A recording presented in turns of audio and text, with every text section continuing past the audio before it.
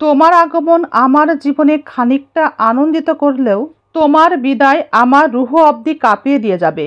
এ বিদায় বেদনাদায়ক। সূর্যের তাপ যেমন সহ্য করা ছাড়া উপায় থাকে না, স্বামীর রাগও তেমনই আমাদেরকে সহ্য করে নিতে হয়। স্বামীর রাগকে তাই মেনে নিতে শিখতে হয়। সূর্যের তাপ না থাকলে যেমন দুনিয়া অন্ধকার, স্বামী না থাকলে আমাদের মেয়েদের জীবনও অন্ধকার। একটা মেয়ের পাশে হঠাৎ করে স্বামী না থাকলে তার পাশে আর কাউকেই খুঁজেই পাওয়া যায় না।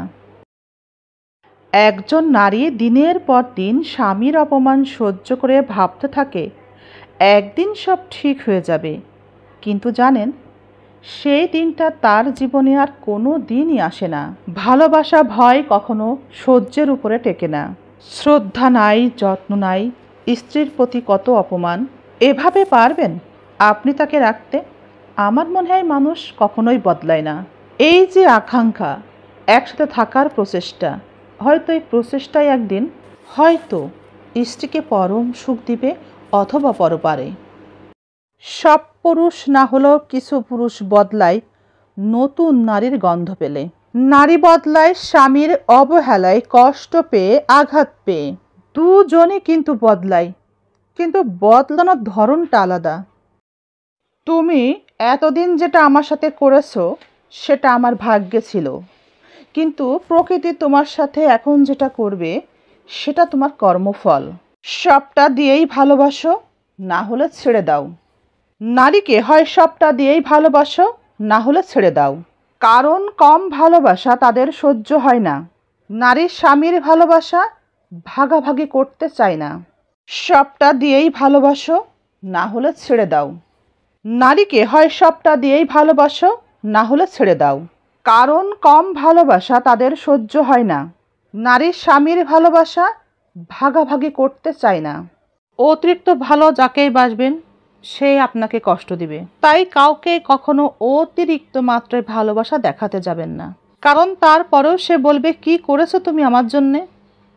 মানুষকে বিশ্বাস করবেন কিভাবে? মানুষের মন তো অনেকটা কবরস্থানের মতো।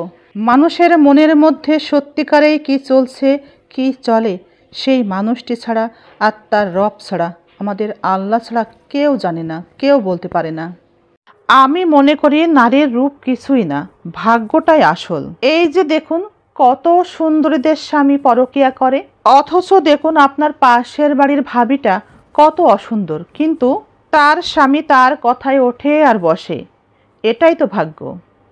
পরিস্থিতির শিকার হয়ে নিজের সুখের অনেক কিছুই ত্যাগ করতে হয়, তার প্রমাণ আমি নিজেই।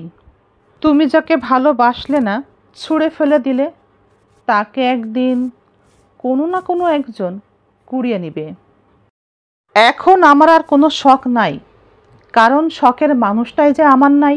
চিন্তা করো না, তোমার জীবনে আর কখনোই ফেরার চেষ্টাটাও করব না, কারণ তোমার দেওয়া শেষ আঘাতটা নিয়েই রুহু রবের কাছেই পৌঁছিয়েছে। টাকা আজ আছে কাল থাকবে না, মাটির দেহ মাটির সাথেই মিশে যাবে, কেউ মনে রাখবে না।